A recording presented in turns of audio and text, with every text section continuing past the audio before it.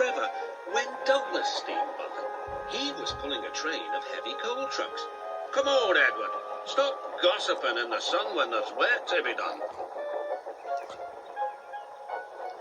Later, Edward spoke to Douglas. "Trevor and I are old friends, and you and he have a lot in common too." "Och, aye," quizzed Douglas. "And what'd that be?" "Scrap," said Edward quietly. Douglas gasped. "Don't mention that word. It makes my wheels wobble."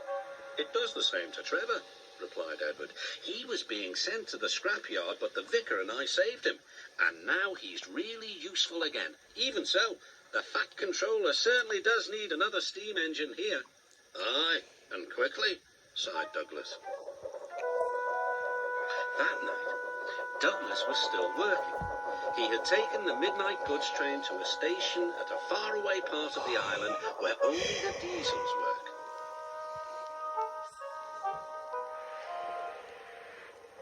He was just shunting, ready for his return journey, when... "That sounds like a steam engine," he thought. The hiss came again. "Who's there?" asked Douglas. A whisper came. "Are you a Fat Controller's engine?" "I intrude it." "Thank goodness. I'm Oliver, and I'm with my brake van Toad. We've run out of coal and have no more steam." "But what are you doing?" "Escaping." "From what?" "Scrap." Douglas shivered. Then he remembered Edward's story about saving Trevor. "I'll be glad to help you," he said. "It'll have to look as if you're ready for scrap, and I'm taking you away." The drivers and firemen agreed to help too. Everyone worked fast. "No time to turn around," panted Douglas. "I'll run tender first. Come on."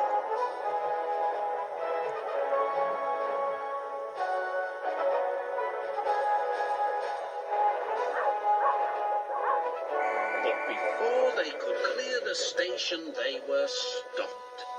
"Aha!" exclaimed the foreman. "A Great Western engine and a brake van too. You can't take these." "Ah, but they're all for us," said Douglas's driver. "See for yourself."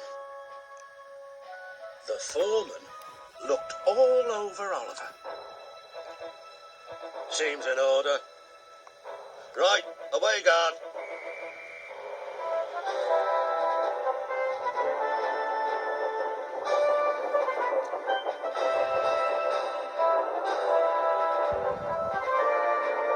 "That was a neat thing," puffed Douglas. "We've had worse," smiled Oliver. And they forged ahead.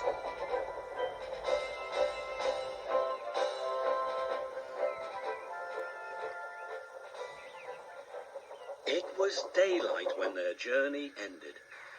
"We're home," cried Douglas. "Shh," said his driver. "There are the works. We'll find a place for Oliver." Oliver said goodbye and thank you, and Douglas puffed away. The next day, Douglas told the other engines all about Oliver. "The Fat Controller will have to know," said James. "Douglas should tell him at once," added Gordon. "Well, here he is," said a voice. "Now, what's this all about?" "Beg pardon, sir, but we do need another engine." "Yes, sir," ventured Gordon. "A steam engine, sir." "I'm afraid that unless one is saved from scrap, there's little hope." "But, sir," burst out Douglas, "one has." "Yes, indeed, and thanks to you, Douglas, he is now at our works. Oliver is just what we need for Duck's branch line." Everyone cheered.